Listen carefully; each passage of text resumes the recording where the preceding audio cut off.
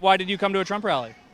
Because I'm interested in hearing about policies. I think that for too long, Black Americans have followed the Democratic Party, lock, stock, and barrel. You voted for Trump in past elections? No, I voted for Biden, but I regret it. He resembles my personal point of view. He's a Christian. Myself, I'm a Christian too. So I think he's the closest to my point of view. Biden went on the Charlemagne the God show and said, you ain't black if you don't vote for him. If you are in New York or you were a part of that Trump rally, I'd like to hear from you as your governor has called you a clown. And I'm actually going to take a call right off the top who, again, what I said was people go to campaign rallies, traditionally, historically, what you're supposed to do, and is to actually hear from a candidate to decide whether you do or do not like what they have to say. Just because it's a rally, a campaign rally, doesn't mean everyone there is there to support the candidate. They're there to listen, to learn, be decided. Will and I were media at our RFK Jr. event. Now, that was obviously as media. That serves a little bit of different purposes. But I can tell you, there was a large group of Trump supporters there, what you'd consider traditional Trump supporters, and probably a decent group of Biden supporters there that may have just been curious at a third option. Let's go ahead and take a call. Let's go to Luke, who's calling in the Bronx. Luke, you're in the Bronx. Go ahead. Hello. Hi. How are you? Well, I was there yesterday. I live in the Bronx. I only live 2 blocks away from that park. And that's why I went. I'm not a big Trump fan, not necessarily a big Biden fan, haven't made any kind of decision at this time. But I thought this would be an opportunity to give the man his say and go to listen to what he had to say and listen to the whole thing. And I listened to it, and some of it I liked a lot, especially the part about supporting the police, getting tough on crime. Sure. Yeah, there were things you liked, and then I'm sure there were things that you maybe either disagreed with or disagreed with the tone. Well, I disagree with the overall picture he was painting. I heard that. I liked it a lot because if you live on the block I live on here in the Bronx, we really need help here as far as crime goes. Yeah. You know, and also one other thing I found him missing the point on, at least here in the Bronx. You know, I can only speak from my own perspective. I'm not a national citizen. I live in the Bronx. The crime we have here in the Bronx, we have a lot of guys on our block, drug dealers, guys controlling the block. And I will tell you this, not one of them is an immigrant. Not one. Okay. I mean, look, I'm Luke, I think you are actually, I'm glad we took your call because you are the reason that I wanted to have people call in, which is you went down there to actually give President Trump a shot. He may not have won you over. But that's the point of campaigning. But instead, your governor decided to say, sorry, you attended this event. You heard this man speak, the man who's in one of the leading candidates for president right now, one of 2. But you are a clown for attending it. You know that. How dare you even show up to his rally? The city will never go red. This will never happen. She very well could be right that in our lifetime maybe that doesn't happen. But what I like about it is it probably wakes up a lot of people from around the country to go, well, if that many people are brave enough, if you will, including you, Luke, in the Bronx, a couple blocks away, which is why you campaign in areas, why when a candidate comes, they come to 4 stops in the same metropolitan area often. You know, if they come to Nashville, they'll go South Nashville, they'll go East, they'll go everywhere, make a pop-in appearance here and there. Because there are people who politics doesn't control their life. Right. But if it's a block from them, well, I'll go see Donald Trump. I'll go see Robert F. Kennedy. I'll go see Joe Biden. But so to demonize somebody because of just attending a rally to see if you like them, it's certainly not how you're going to win over, I would say, from a national point of view. Well, and this is the party that claims to be the defenders of democracy. Of course. And isn't the whole point of democracy to listen to other ideas and to choose which one you think is the best? And if they're demonizing people for even being in attendance at a rally, for potentially hearing it, it goes back to all the censorship issues we've seen out of this party over the last few years. It's that they don't even want people that may disagree with the message to hear the message because they're afraid if they hear the message, they may like the message.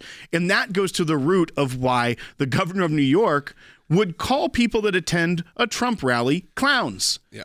She wants to make you think that people that would attend the rally are not serious people. And that's truly offensive to the sensibilities of this country and what this country was founded upon, is that if you go to an opponent's political campaign speech, you are not a serious person and cannot be taken seriously. It is from the New York Times, which I think is interesting because it is that sort of how dare they moment, which is, this was a quote from the New York Times because the headline was, "At a Trump rally in the Bronx, chants of build the wall." And it said, in front of him was a more diverse crowd than his typical of his rallies, with many black and Hispanic voters sporting bright red Make America Great Again hats and other Trump-themed apparel, ordinarily scarce in deep blue New York City. And it still said that some people were still standing outside trying to get past security. President Trump said, "I woke up and I said, I wonder if it'll be hostile or be friendly." And it was beyond friendly. It was a love fest, which is a typical Donald Trump kind of thing to say. In those moments, I know that he didn't win over one of our listeners who called in. I actually think that President Trump one-on-one or with a moderator, but just like a town hall, actually shines. He does a good job. He says a lot of the things you want to hear without a lot of the maybe the distractions that can come from some of his debates or some of his just social media posts. He can get really good and kind of granular when he's has that opportunity. Well, Luke, the caller, had also told the call screener that he didn't like that the way that the president portrayed things as almost like a fairy tale. And he didn't get into that on air, but I'm assuming maybe the pie in the sky kind of like, I will make everything perfect kind of scenario if he becomes president again. And I think that gets to the point you're talking about, is that he seems to be much better when he is more specific on his accomplishments when he was president and what he will do, and not just generic. I mean, even the concept of Make America Great Again is very fairy tale-ish in but this he called out, specifically called out the governor, called out Mayor Adams, said if he became president, he would make sure to work with Governor Hochul and Mayor Eric Adams to fix the city and state, including, he said, he did all the about renovating the subway system, right. Which again, I don't know if that's the president's job, but you can tell he cares about his city and seeing his city essentially burn. So we're going to clean it. We're not going to make it look like it's the 1940s anymore in the subways. We're actually going to make it nice and clean. We've seen what you can do. Anyone who's been in other cities who have, even other American cities that have better public transit. Yes, is it part of the grit and the charm of New York City? Maybe, but not when it comes to crime. And that is what we're seeing. And he vowed to work with them. And again, almost running for president of New York is kind of how it felt in those speeches. But Governor Hochul, if you know, the governor of New York said, if you attended this Trump rally in the Bronx, number one, how dare you? I mean, she didn't say that, but that's kind of how it was. Very, Greta Thunberg. I mean, she did call them made-up fake rallies. So and she said the people that were going out there were clowns. Take a listen. Well, I'll tell you, it won't make a difference at all, Jake, and that is for Donald Trump to be the ringleader of and invite all his clowns to a place like the Bronx. New York will never, ever support Donald Trump for president. We know him better than anyone, and that means we understand what he's all about is just for himself. So this state will go solidly behind Joe Biden for president, as it has in the past. Look, there's a very good chance that she's right, but that is not what you do to insult probably half the state or a good chunk of half the state. Did we find that number?